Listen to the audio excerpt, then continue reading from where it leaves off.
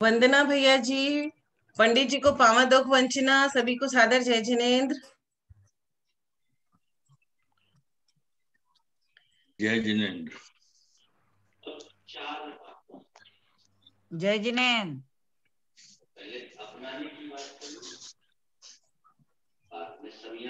तो पंडित जी से निवेदन है, पंडित जी स्टार्ट करिए।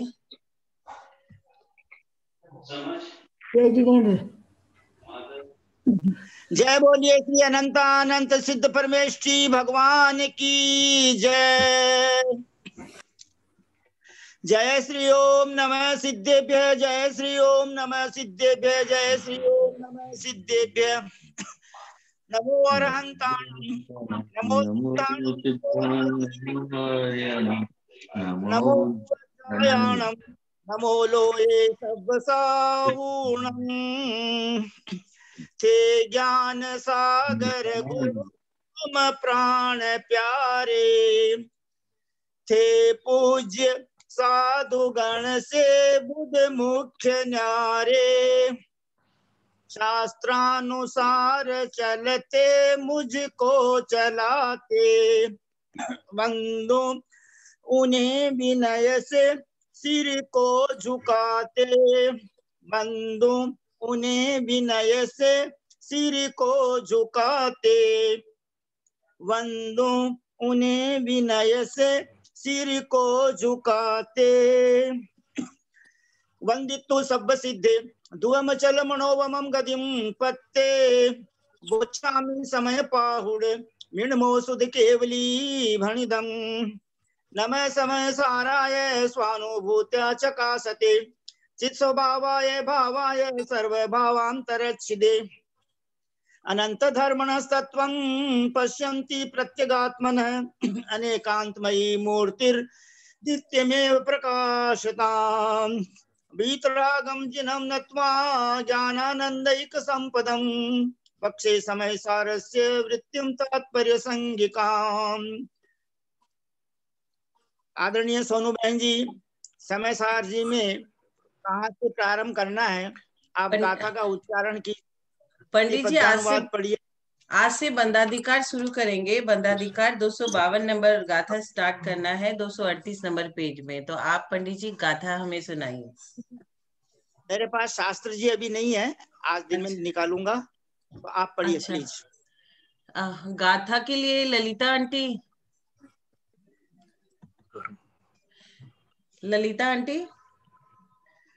ललिता आंटी 252 नंबर गाथा पढ़नी है, 238 नंबर पेज में। तो आप कृपया करके गाथा पढ़े। इसी भाई साहब वंदना वंदना वंदना, पंडित जी साहब प्रणाम, सबको सादर जय जिनेन्द्र। सरस्वती नमस्तुभ्यं वरदे कामरूपिणी, विद्यारंभं करिष्यामि सिद्धिर्भवतु मे सदा। जय नाम को विपुरिसो नेह भक्तो दुरेनु बहुलम्बी। ठान मिठाई दूनय करे दिसत्ते हिम्बायामम। एक ही ना? नहीं आंटी, वो ये चारों लाइन से है ना, ये चारों पढ़ लीजिए ना। छिंददि भिंददि यतः तालितल कंदलिंबस पिंडियो, सच्चित्ता चित्तानं करेदि दौवानमुवघादम्। उवघादं कुवन्तंस तस्य नानाभिहेहिं करणेहिं। निश्चयदो चिन्तयेयुः किम पच्चयगो दुरय बंधो। दोषो दुनेह भावो तम्हि नरे तेन तसरय बंधो। निश्चय दो विनेयं न काय चेठाहिं से साहिं। आदरणीय सोनू बहन जी साहब, आपसे विनम्र प्रार्थना है कि आप तक क्या? हाँ आंटी 256 भी पढ़ लीजिए। वंट दो बहु बिहासु चेठासु, रागादि उवोगे भुवंतो लिप्पदीरेण। बहुत सुंदर। आदरणीय ललिता बहन जी साहब, आज तक हम मधु दुदानी जी के श्री मुखारविंद से प्राकृत गाथा का उच्चारण सुनते थे, लेकिन आज उनको जन्म देने वाली जननी मातेश्वरी और आदरणीय ललिता बहन जी साहब आपसे संस्कृत और हिंदी तो सुनते ही थे, लेकिन प्राकृत की गाथाओं का भी, और वो भी एक इकट्ठी 5 गाथाओं का आपने जो है बहुत सुंदर उच्चारण किया।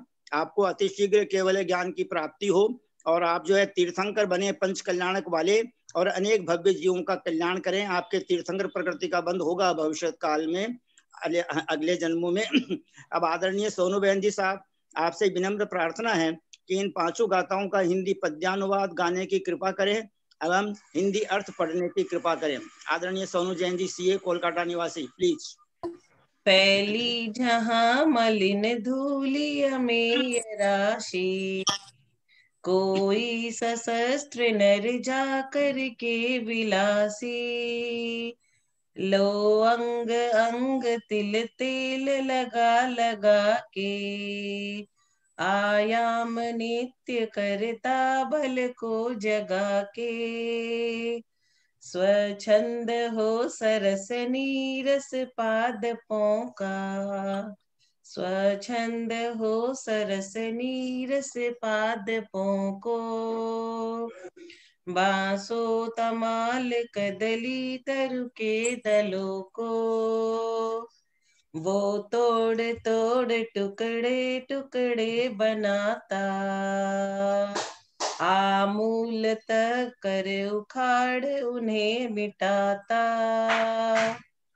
नाना प्रकार इस तांडव नित्य द्वारा, लो देह में चिपकती रज आ अपारा, क्यों वस्तुतः चिपकती रज आ वहां है, क्या जानते तुम की कारण क्या रहा है, वो तेल लेप वस ही रज आ गई है, भाई अकाच्य ध्रुव सत्य यही सही है, व्यायाम कारण नहीं उस कार्य में है, ऐसा जिनेस कहते निज कार्य में है, मिथ्यात्व मंडित कुधि त्रय योग द्वारा,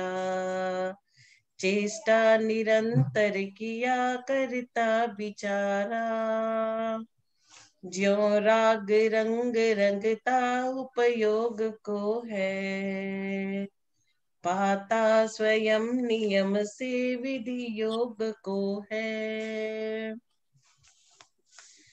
जैसे कोई पुरुष अपने देह में तेलादी लगाकर बहुत धूल वाले स्थान में स्थित होकर नाना हथियारों से व्यायाम करता है, वहां वह ताड़ का वृक्ष, केले का वृक्ष तथा बांस के पिंड इत्यादि को तोड़ मरोड़ता है, भेदता है और सचित व अचित द्रव्यों का उपघात करता है। इस प्रकार नाना प्रकार के उपकरणों द्वारा आघात करने वाले पुरुष के जो धूल या मिट्टी लगती है, वह वास्तव में क्यों चिपकती है? कि उसने तेल लगा रखा है, इसलिए उसकी मिट्टी चिपक रही है। शेष काय चेष्टाओं से धूल का चिपकना नहीं है। इसी प्रकार मिथ्या दृष्टि जीव नाना प्रकार की चेष्टाओं में प्रवृत्त होता है। वह अपने उपयोग में रागादि विकार भावों को करता हुआ प्रवर्तता है, इसलिए कर्म रस से लिप्त होता रहता है।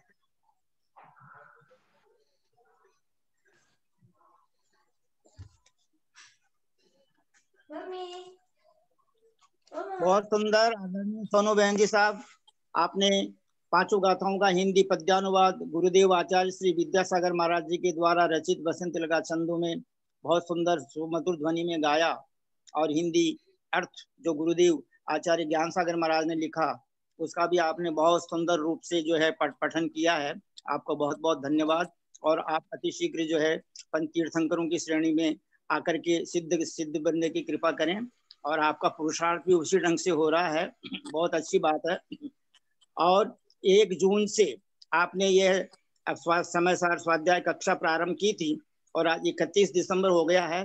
7 महीने हो गए हैं। 7 महीने में 250 गाथाएं हो गई अपनी, और भी बहुत से विषय हुए, पंच परावर्तन हुए, नंदीश्वर भक्ति हुई, चैत्य भक्ति हुई। आदरणीय ललिता बहन जी साहब ने संस्कृत से अपने को हिंदी में समझाया और 24 दंडक हुआ, दोपहर में नियम सार चल रहा है और भी अनेक अनेक जो है स्तोत्र और स्तुतियां आपने पढ़ाए हैं और भारतवर्ष के बड़े दिग्गज लोग इसमें जुड़े हैं। आदरणीय विजया बहन जी साहब बहुत सुंदर सुस्पष्ट उच्चारण करते हैं। अब हम सभी भाई बहन हाथ जोड़ करके और पहले ये लाइन बोलते हैं, नमो ऋषभ कैलाश पहारम नेमिनाथ स्वामी गिरनारम, बस इतना ही बोलते हैं। तो जो कैलाश पर्वत से मोक्ष को प्राप्त हुए ये आदिनाथ भगवान, उनके नाम राशि यानी कैलाश जो नाम मिला है भाई साहब को, ये ऋषभनाथ भगवान की निर्वाण भूमि से संबंधित है। इसलिए आदरणीय श्रीमान हम परम आदरणीय ब्रह्मचारी भैया जी साहब, श्रीमान कैलाशन जी सेठी साहब, और संक्षेप में क्योंकि सूत्रों से काम चलता है तो ज्यादा अक्षर नहीं होने चाहिए, श्रीमान केसी जैन साहब से विनम्र प्रार्थना करते हैं, हाथ जोड़कर सादर प्रणाम, सादर पामा ढोक और सादर वंदना और सादर चरण स्पर्श करके आपसे विनम्र निवेदन करते हैं, विनम्र प्रार्थना करते हैं कि आपने पिछले, जैसा कि सोनू बहन जी ने बताया, पिछले 10-12 दिनों से सब भव्य जीवात्माओं को शुभाशीर्वाद आपका प्राप्त नहीं हुआ, तो आप जो है हमें सबको हंसते हुए मुस्कुराते हुए सुमधुर ध्वनि में प्रदान करने की कृपा करें और आपके जो है इन 5 गाथाओं पर जितनी संभव हो सके उतना अर्थ हमको समझाने की कृपा करें। आदरणीय भैया जी, सादर वंदना, सादर वंदना, सादर वंदना प्लीज। ओम नमः सिद्धेभ्य, ओम नमः सिद्धेभ्य, ओम नमः सिद्धेभ्य। ओकारं बिंदु संयुक्तं नित्यं ध्यायन्ति योगिनः कामदं मोक्षदं चैव ओंकाराय नमो नमः। अविरल शब्द घनोक प्रक्षालित सकल भूतल कलंका मुनिभिरूपा सिद्धीर्था सरस्वती हरतु नो दुरितान् अज्ञान तिमिरांधानां ज्ञानांजन शलाकया चक्षुर्मीलितं येन तस्मै श्री गुरुवे नमः। श्री परम गुरुवे नमः। परंपराचार्य श्री गुरुभ्यो नमः। सकल कलस्मिन्मंस्कं श्रेषां परिवर्धकं धर्म संबंधकं भव्य जीव मन प्रतिबोधकारकं पुण्य प्रकाशकं पापनाशनम इदम शास्त्रम श्री समयसार नामधेयम अस्य मूल ग्रंथ कर्तारः श्री सर्वज्ञ देवास्तदुत्तर ग्रंथ कर्तारः श्री गणधर देवा प्रतिगणधर देवा तेषां वचनुसार माशाद्य आचार्य कुंद देवेन आचार्य अमृत चंद्र देवेन आचार्य जयसेन देवेन आचार्य ज्ञान सागर देवेन आचार्य विद्यासागर देवेन विष्टम मंगलम भगवान वीरो मंगलम गौतमो गणी मंगलम कुंदाद्यो जैन धर्मोस्तु मंगलम सर्व मंगल मांगल्यम सर्व कल्याण कारकम प्रदानम सर्वधर्माणम जैनम जयतु शासनम सर्वे श्रोतारे सावधानतया शृण्वन्तु। वंदितु सव्व सिद्धे दुवम चलम नोपमं गदिं पत्ते वोच्छामि समय पाहुड़ मिणमो सुध केवली भणियम। नमः समय साराय स्वानुभूत्या चकासते चित स्वभावाय भावाय सर्व भावांतरच्छिदे। बोले देवादिदेव महावीर भगवान की जय। बोले आचार्य कुंद स्वामी महाराज की जय। बोले आचार्य अमृत चंद्र स्वामी महाराज की जय। बोले आचार्य जयसेन स्वामी महाराज की जय। बोले आचार्य ज्ञान सागर महाराज की जय। बोले आचार्य गुरुवर विद्यासागर महाराज की जय। बोले आचार्य गुरुवर वर्धमान सागर महाराज की जय।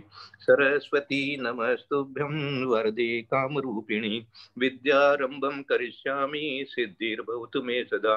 बोले द्वादशांग जिनवाणी माता की जय। जय बोलिए परम पूज्य मुनिवर 108 श्री अंतरात्मा सागर जी महाराज की जय। जय बोलिए परम पूज्य मुनिवर 108 श्री उत्तम समाधि को प्राप्त श्री सहिष्णु सागर जी महाराज की जय। पर जय बोलिए परम पूज्य मुनिवर 108 श्री ज्ञानी ध्यानी तपस्वी सिद्धांत वेत्ता वैयावृत्तिशील वात्सल्य रत्नाकर मुनिवर श्री प्रभव सागर जी महाराज की जय। भारतवर्ष में विराजमान समस्त आचार्य उपाध्याय साधु परमेष्ठी भगवंतों की जय। समस्त आर्यका माता जी की जय। समस्त एलक जी चुल्लिका जी माता जी की जय। समस्त चतुर्वेद संघ की जय। समस्त आचार्य उपाध्याय साधु परमेष्ठी भगवंतों को हमारा सबका सिद्ध भक्ति श्रुत भक्ति योगी भक्ति आचार्य भक्ति पूर्वक 3 प्रदक्षिणा पूर्वक यथा योग्य नमोस्तु नमोस्तु नमोस्तु। समस्त आर्यका माता जी को सादर वंदामी वंदामी वंदामी। समस्त एलक जी महाराज को चुल्लक जी महाराज को चुल्लिका जी माता जी को इच्छामी इच्छामी इच्छामी। भारतवर्ष में विराजमान समस्त आदरणीय भैया जी को आदरणीय दीदी जी को सादर वंदना सादर वंदना सादर वंदना। प्रत्यक्ष हमारे को सबको सुमधुर ध्वनि में धर्मोपदेश प्रदान करने वाले हम सबको मीठे मीठे बोलकर अच्छे अच्छे उदाहरण देख करके आगे बढ़ाने वाले आदरणीय भैया जी साहब श्रीमान केसी जैन साहब को सादर वंदना, सादर वंदना, सादर वंदना। सब भाई बहन हाथ जोड़कर शीश झुकाएं और आशीर्वाद ग्रहण करने की कृपा करें प्लीज। हाँ, सबको बहुत बहुत आशीर्वाद। रोज ही दे रहे थे हम तो आशीर्वाद अपनी तरफ से भाई, कभी फिजिकली दिया, कभी मन से दिया, कभी कैसे भी दिया, सबके लिए आशीर्वाद ही आशीर्वाद है। हाँ, बहुत बहुत आशीर्वाद है। पापम क्षयतु, दर्शन विशुद्धिर्भवतु, धर्म वृद्धिर्भवतु। हाँ, अब क्या करते हैं, सुबह उठ करके सब कोई एक्सरसाइज तो जरूर ही करते हैं, क्योंकि और किसी की बात माने या नहीं माने, डॉक्टर की बात तो सब मानते हैं। और डॉक्टरों में भी आजकल तो सभी डॉक्टर हो गए, इतने डॉक्टर हो गए कि पूछो मत। हर व्हाट्सएप में, जो व्हाट्सएप खोलो उसी में डॉक्टर मिल जाता है। तो सब बताते हैं ऐसे एक्सरसाइज कर लो, ऐसे एक्सरसाइज कर लो, ऐसे पेट की कर लो, ऐसे सांस की कर लो, इसकी कर लो, उसकी कर लो। तो ये तो एक्सरसाइज का ही जमाना हो गया है, एक तरह से कहना चाहिए। तो यहाँ एक्सरसाइज को ही उदाहरण दे करके गुरु महाराज अपने को समझाना चाहते हैं कि तुम एक्सरसाइज जब कर रहा है, और आजकल तेल सर्दी का टाइम है तो तेल मालिश भी करते हैं सब कोई। अब तेल मालिश कर लिया, जहनाम को भी पुरुषो, जहनाम, जह मानी जैसे, नाम मानी जिस प्रकार, तो जिस प्रकार से जहनाम मानी जिस प्रकार से भी पुरुष संबड़ी है। नेह भक्तो, नेह भक्तो, नेह कहते हैं तेल को, कहते हैं स्नेह, स्नेह कही, नेह कहे, नेह अपने इसमें महावीर स्वामी की पूजा में आता है, जहां पर अपन दीपक चढ़ाते हैं, उसमें नेह शब्द आता है। तो वो नेह मानी भी तेल होता है। तो तेल, तो तेल लगा करके क्या किया उसने, नेह भत्तो अच्छी तरह से लगा लिया, तेल चारों तरफ अच्छी तरह से खूब लपेट लिया, है ना।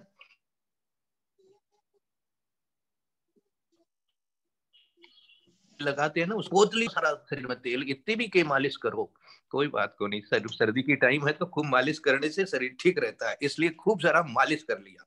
अब मालिश करके, क्योंकि पहलवान है, एक्सरसाइज कर रहा है, तो कहाँ जा रहा है, और रेणु बहुलम्मी, अब धूल वाली जगह में जा रहा है, बहुत धूल वाली, बहुलम्मी, बहुलम्मी मानी बहुत सारी, जहां मानी खूब धूल होती है। राजस्थान में तो ज्यादा ही होती है, हम लोगों को तो मिलती नहीं यहाँ शहरों में तो, लेकिन गाँव में खूब मिलती है।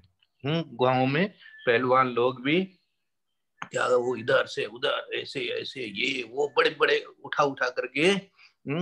यहाँ पर क्या करते हैं, शहरों में तो जिम में जाके करते हैं, वहां भी ये उठाया वो उठाया, इधर रखा उधर रखा, ऐसे है वैसे है, पूरा हाथ पांव ये वो, कई सारे क्या करें, धूल वाली जगह में जाकर सत्य ही एक अक्षर आ गया इसके अंदर में, एक शब्द आ गया, सत्य ही माने शस्त्रों से, व्यायाम, व्यायामम, तो व्यायाम करता है।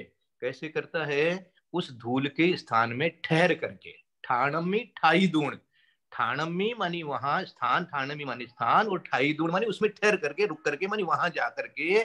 और देखे होंगे कई लोग जो कुश्ती भी लड़ते हैं, तो नीचे सब धूल मिट्टी रहती है, और उसके अंदर में आपस में पहलवानी करते रहते हैं, एक दूसरे को कुश्ती में गिराते रहते हैं। तो वो लोग भी शरीर में तेल वेल लगा करके ही रखते हैं, और एक दूसरे को क्या क्या बोलते हैं, दाव पेज, कभी उसका, कभी दाव, कभी पेज, कभी ऐसे, इस तरह से करते रहते हैं। तो तेल लगा के करते हैं, और कहाँ, धूल में करते हैं। अब ये देखो, जो आज हिंदी का पढ़ा है, उसमें सोनू दीदी ने पढ़ा है कि भाई ये ऐसे करता है, उसमें जो अर्थ में आपने छठी लाइन पढ़ी है, छठी लाइन में या पांचवी लाइन से शुरू करो कि उसने तेल लगा रखा है, इसलिए उसके मिट्टी चिपक रही है, शेष काय चेष्टाओं से धूल का चिपकना नहीं है, शेष काय चेष्टाओं से धूल का चिपकना नहीं है। फिर से पढ़ता हूं, उसने तेल लगा रखा है इसलिए उसके मिट्टी चिपक रही है, शेष काय चेष्टाओं से धूल का चिपकना नहीं है, इसी प्रकार मिथ्या दृष्टि जीव नाना प्रकार की चेष्टाओं में प्रवृत्त होता है, वह अपने उपयोग में रागादि विकार भावों को करता हुआ प्रवृत्ता है। इज इक्वल टू तेल। वेर इज तेल? अपने यहाँ तेल कौन सा है? 24 घंटा तेल की मालिश को किससे कर रखी है? रागादि नाना प्रकार की चेष्टा में प्रवृत्त होता हुआ अपने उपयोग में रागादि विकार भावों को करता हुआ प्रवर्तता है, इसलिए कर्मरज से लिप्त होता रहता है। अब ये बंध अधिकार चल रहा है भाई, समय सार है और बंध की बात कर रहे हैं। तो ये बंध कैसे होता है? स्टार्टिंग पॉइंट कहाँ से है? स्टार्टिंग पॉइंट भैया ये जो तेल लगा रखा है तुमने, अब ये तेल कौन सा है? तेल को यहाँ इन्होंने एक्सप्लेन किया है कि भाई जो तुम्हारे अंदर में विकार परिणाम है, अब विकार परिणाम क्या क्या है? सब जीव अपना अपना खोजे। ये आपके अपने ऊपर छोड़ दिया है गुरु महाराज ने कि कौन सा परिणाम आपका विकार है और कौन सा परिणाम आपका शुद्ध होकर के शुद्ध होने वाला है ना। शुद्ध के आलंबन से आपका जो विचार है वो तो आपके लिए पहले कह आए हैं, है ना। संवर भी कह आए हैं, निर्जरा भी कह आए हैं, सब बता दिया है उन्होंने। अब यहाँ कहते फिर भी बंध क्यों? अब बंध का अधिकार इन्होंने बाद में लिया है। देखो विचार करो, है? ये भी कहेंगे विचार करना है। आगे वाली गाथा में कहेंगे कि विचारो कि संवर पहले बता दिया, फिर निर्जरा भी बता दी, अब बंध बता रहे हैं, जबकि क्रम तो पहले है बंध का। आश्रव, बंध, संवर, निर्जरा, ये क्रम है तत्व को समझाने का, लेकिन ये तो अब कह रहे हैं क्योंकि पहले आपको तैयार कर दिए हैं कि भैया ऐसा ऐसा परिणाम रखोगे तो संवर हो जाएगा, निर्जरा भी हो जाएगी, लेकिन ऐसा परिणाम नहीं रखोगे तो ये हो जाएगा। ये उधर से पॉजिटिव की तरफ से चल रहे हैं, ये नेगेटिव की तरफ से नहीं चल रहे हैं। ये बोले तुम तो ऐसे हो, ये स्वभाव है, ऐसे रहोगे तो बंद नहीं होगा। अब फिर तुम ऐसे नहीं रह सकते हो, तेल लगा के रहते हो तो बंद होगा। अब वो भी किस कारण से हो रहा है ना। ये लाइन को अच्छी तरह से याद रख लेना। उसने तेल लगा रखा है इसलिए उसके मिट्टी चिपक रही है, शेष काय चेष्टाओं से धूल का चिपकना नहीं है। हाँ, उन शस्त्रों से नहीं है और चेष्टा किया उससे भी नहीं है, लेकिन जो अंदर में जो तेल लगा हुआ है शरीर के ऊपर में, इसका मतलब जो अंदर में भाव जो चल रहा है। अब देखो, आप चाहे विधान कर रहे हो, आप पूजा कर रहे हो, आप पाठ कर रहे हो, आप तो उस सब में आपके अंदर क्या चल रहा है। मेरे को कभी कभी विचार आता है, आज भी ऐसा विचार आया सामायिक में, कि हम जो धार्मिक कार्य भी करते हैं उनको भी सोशल इवेंट मान करके कर लेते हैं, सोशल तरीके से करते हैं। इसको बुलाना, उसको बुलाना, ये करना, खाना खिलाना, ये सब इसका मैं निषेध नहीं कर रहा हूं। कोई ये सोचे कि आप तो निषेध करने बैठ गए, निषेध नहीं कर रहे हैं, लेकिन ये जो परिणाम है इसमें क्या अंदर में है, ये अंदर की बात जो है वो सर्वज्ञ देव अच्छी तरह जानते हैं। सर्वज्ञ के ज्ञान में सब झलक रहा है, इसलिए हमारा जैसा परिणाम होगा, जितना तेल लगाया होगा उतने तेल के अनुसार धूल चिपकेगी, आप बच नहीं सकते।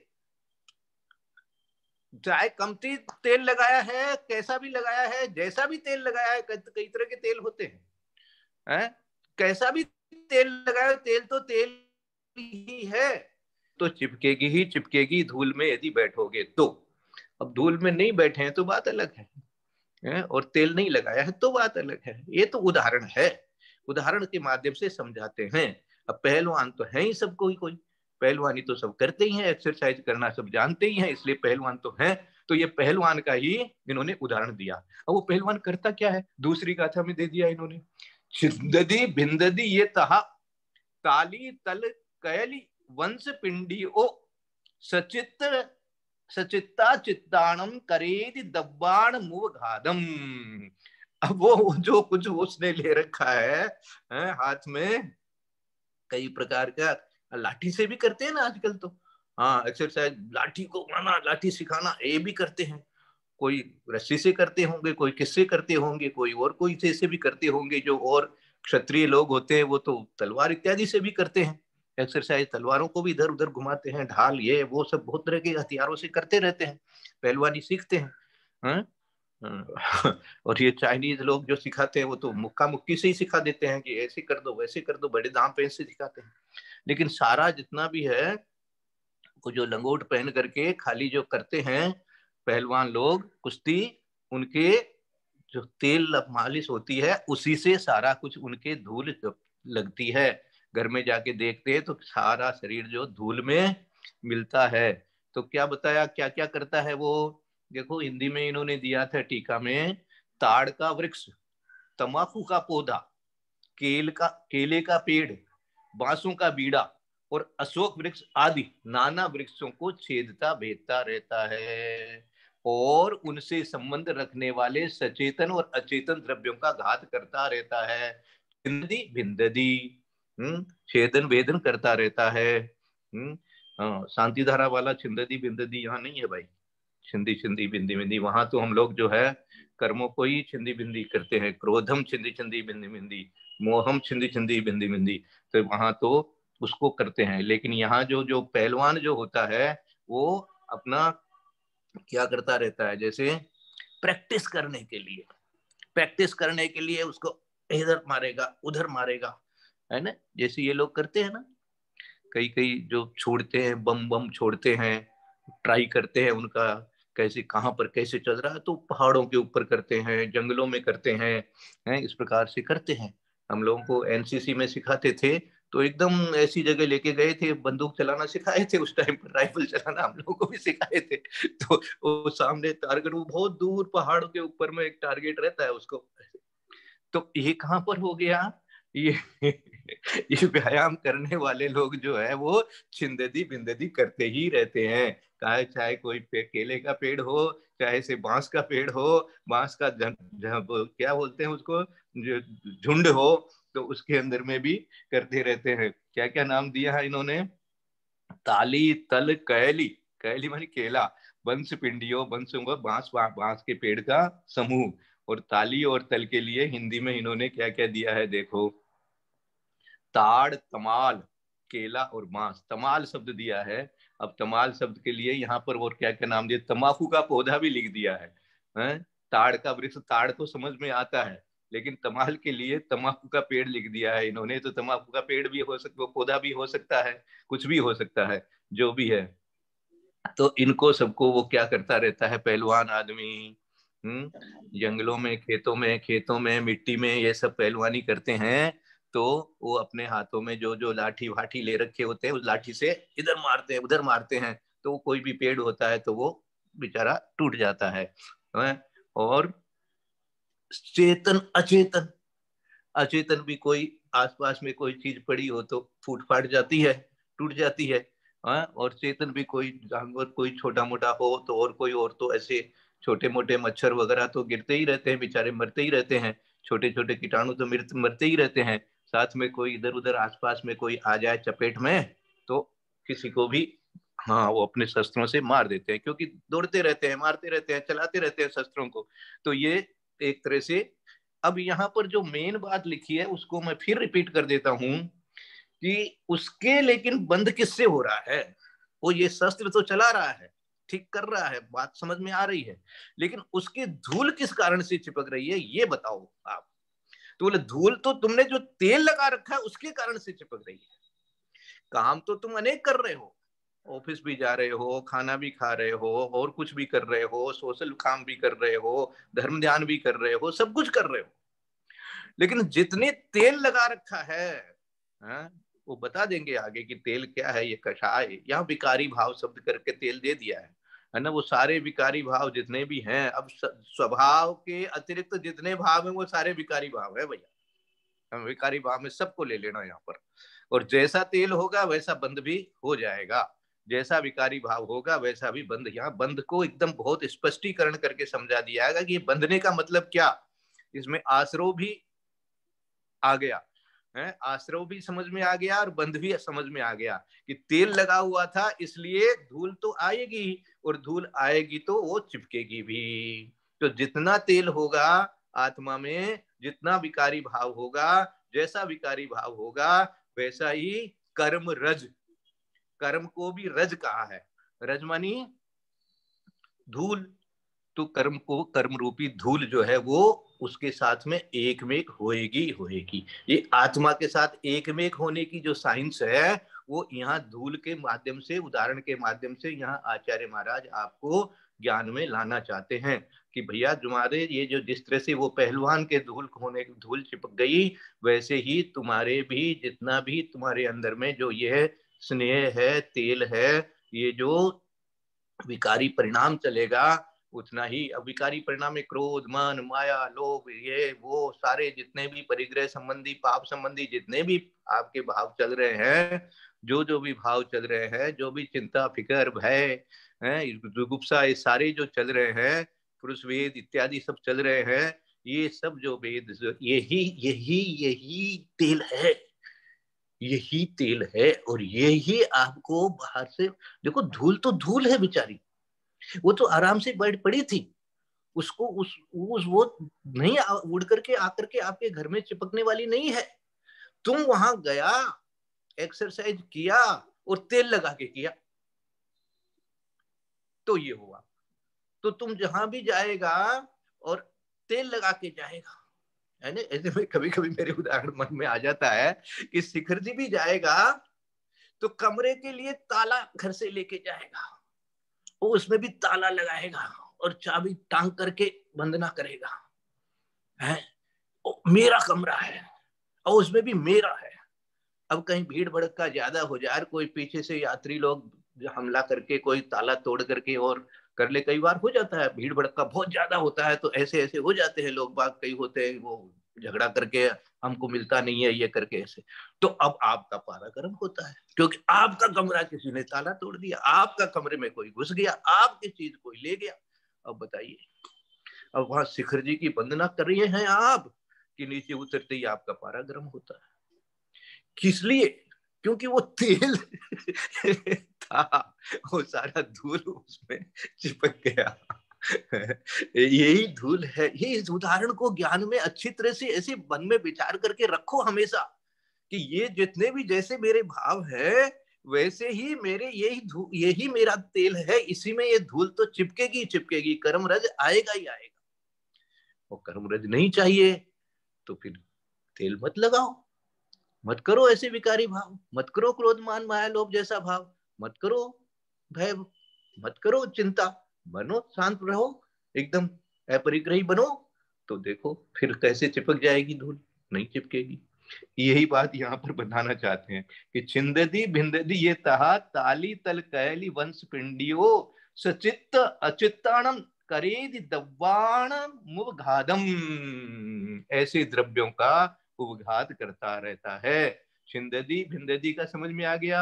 ये तहा मनी जहां, जैसे तथा, तथा कह दो, है ना। ताली तल कैली वंश पिंडी ओ, इसमें ताड़, तमाल, केला और बांस के समूह को छिंदती भिंदती मानी हो गया छेदता है, भेदता है। और आगे क्या दिया, तहा सचित्ता अचित्ताणम, सचित्त और अचित्त द्रव्यों का उपघादम, उपघात करता रहता है, करता है, करता, करेदी, करेदी मानी करता है ना।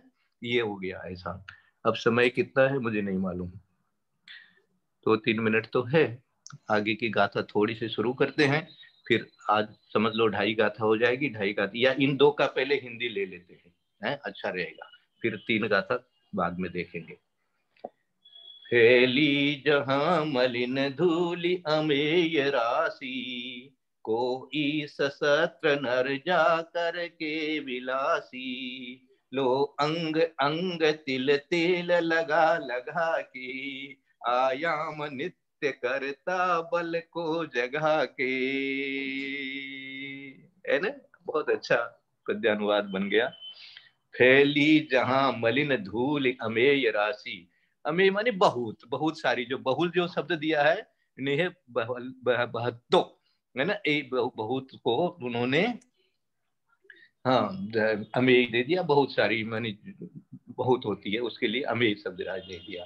जहां फैली जहां मलिन धूल समय राशि, कोई सशस्त्र नर जाकर के विलासी, लो अंग अंग तिल तेल लगा लगा के, तिल तेल मानी यहाँ तिल को, तिल का तेल का शब्द करके तिल तेल का मतलब ये हो गया कि किसी भी तरह का तेल जो है, जनरली जो है वो तेल के लिए तिल शब्द ही आता है। तिल का तेल कहते हैं ना, तिल का तेल निकाल लेते हैं।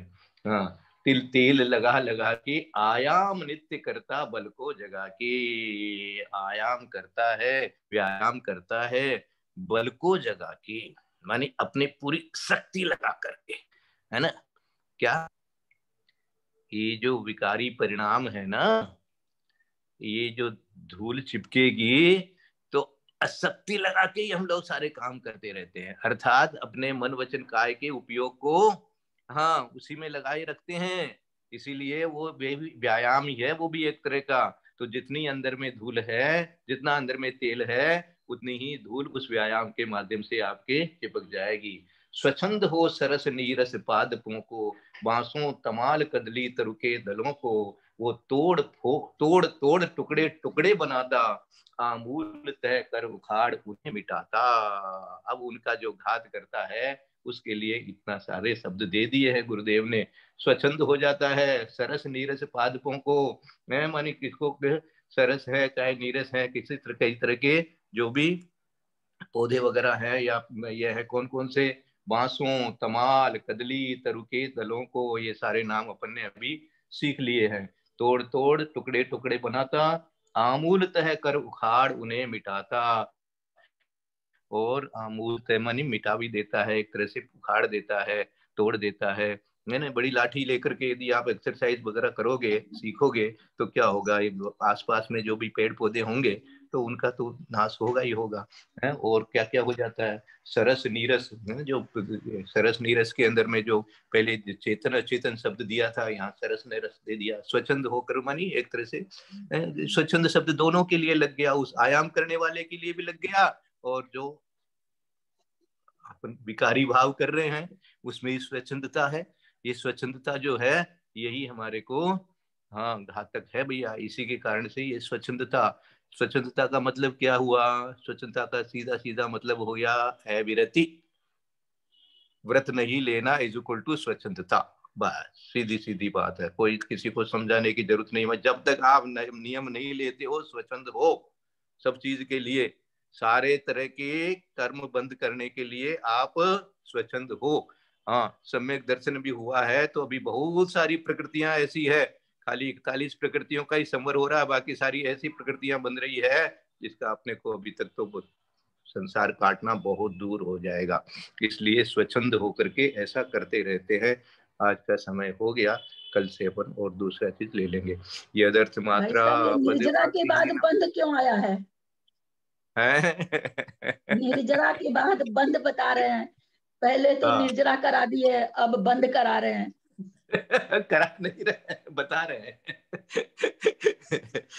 बता रहे हैं। अब आप चिंतन करो इस पर, कुछ और इसमें रहस्य होगा यही तो कारण है।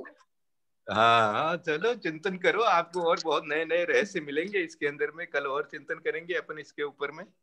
यदर्थ मात्रा पदिवाक्यहीनं मया प्रमादात् क्षमित्वा विदधातु देवी सरस्वती केवल बोध लब्धि, बोधि समाधि परिणाम शुद्धि, स्वात्मोपलब्धि शिव शोक सिद्धि, चिंतामणि चिंतित वस्तु दाने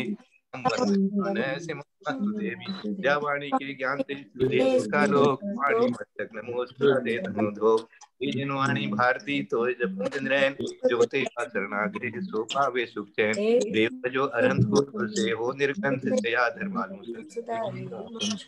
बड़े द्वादशांग जिनवाणी की जय। भैया जी को वंदना, बड़ों को सादर दो, सबको जय जी दे।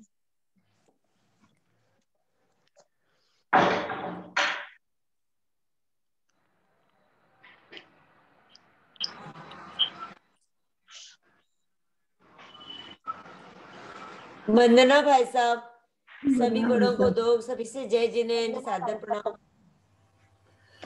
वंदना भाई साहब, सभी से जय जिनेन्द्र, पंडित जी को सादर प्रणाम।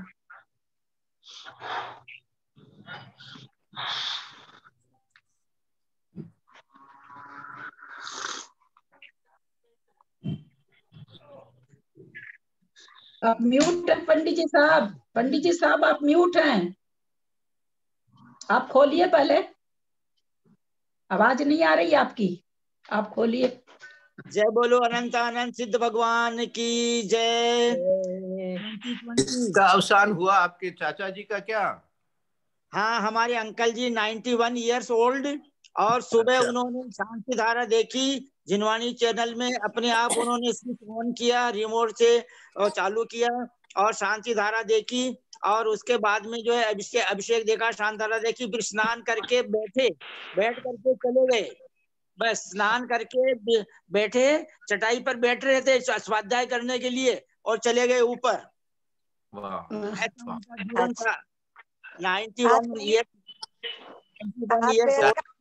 माता जी का समाधि मरण हो गया। चाची जी है? हाँ, चाची जी हैं, जोड़ा है, मतलब जोड़ा था।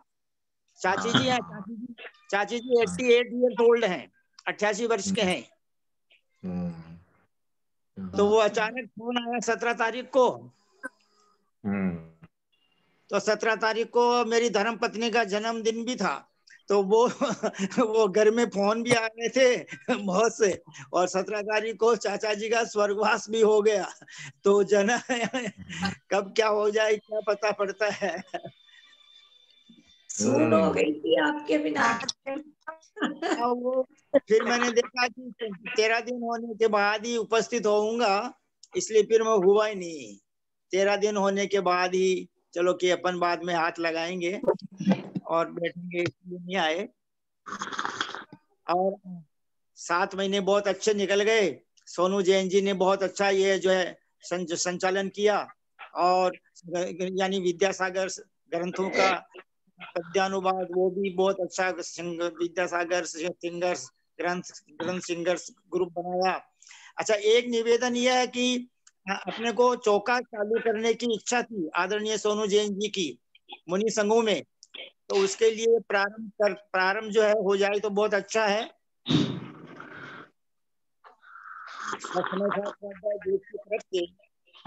मुनि समूह में स्थायी चौके चले 12 महीने, इस पर विचार किया जाए और इसको अतिशीघ्र प्रारंभ किया जाए। सोनू जैन जी, आप ही बताएंगे अकाउंट नंबर, किस अकाउंट में पैसा डालना है। प्लीज सोनू जैन जी, कोलकाता निवासी। पंडित जी ये तो सबको ही डिसाइड करेंगे ना, जो सबसे बड़ा संघ है, जैसे वर्धमान सागर जी का संघ थोड़ा बड़ा है ना, उसमें कर सकते हैं अपने। हाँ हाँ, विराट सागर महाराज है, वर्धमान सागर महाराज है, गणधराचार्य कुंतु सागर महाराज है, बड़े बड़े। पहले तो संघ डिसाइड करेंगे और उसके बाद 2 व्यक्ति ऐसे रखेंगे जो चौका चलाएगा, फिर उनके अकाउंट नंबर लेंगे और वहां जमा करेंगे। हाँ ठीक है, करो, हम लोग सब साथ हैं। समय सार स्वाध्याय एक जगह पे जमा कर लो। वर्धमान सागर महाराज के संग में तो हम लोगों का चौका तो एक परमानेंट चलता ही है। तो एक और की व्यवस्था भैया जी आप करवा दीजिए ना, जो एक चलता है ना। वो वहां पर जो भैया जी है, एक महावीर जी गज्जू भैया भी है, तो उनसे बात करके मालूम करना पड़ेगा कि वो कैसे के अनुदान वगैरह कैसे लेते हैं। हाँ, तो वो बात करने से समझ में उनका नंबर आप दे दीजिए, मैं बात कर लेती हूँ उनसे। फिर वो 2 जो लोग रोज वहां देखेंगे, देखभाल करेंगे, उनका ही अकाउंट नंबर खुलवा के वहीं अपन लोग राशि दे दिया करेंगे, ताकि वो लोग अपना वहीं से खरीद लेंगे और चौका चलाएंगे। तो भैया का नंबर आप शेयर कर लीजिएगा, नए साल में ये नया अच्छा काम कर लेते हैं। बड़ा संघ होगा तो ज्यादा मुनि, मतलब मेरा क्या कहना है कि मुनि लोग क्या करेंगे, तपस्या करेंगे, अन्य अपने लोग जो भी अन्न देंगे तो उससे वो तपस्या करेंगे, तो उसमें हम लोग को थोड़ा सा पुण्य मिल जाएगा। और आचार्य श्री विद्यासागर जी के संघ में तो अगर हम लोग कर्मचारी रख के काम करवाएंगे तो आहार ही नहीं लेंगे, तो वहां पे ये पॉलिसी काम नहीं आएगी हमारी। तो हम लोग को वर्धमान सागर जी में अगर चल जाता है तो अपने लोग वर्धमान सागर जी में थोड़ा इनिशिएटिव लेके वहां कर लेते हैं। हाँ? ये उम्मीद मतलब कि वर्धमान सागर जी तुम स्टाफ रखोगी और यहाँ से पैसा जाएगा और वो चौका चलेगा, ये उम्मीद वर्धमान सागर जी के संग में मत रखना।